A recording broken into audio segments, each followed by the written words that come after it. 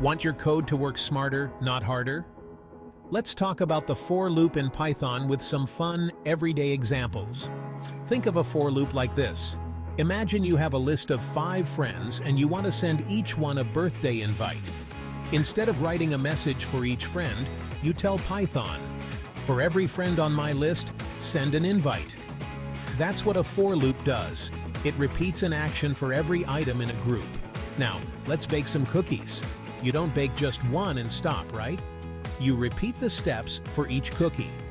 A for loop is like that. It repeats a task as many times as needed.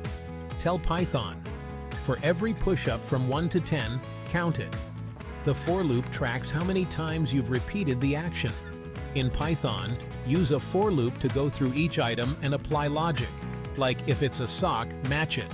So that's a for loop. Repeat tasks, work through lists, and get things done faster. Follow for more bite-sized Python tips.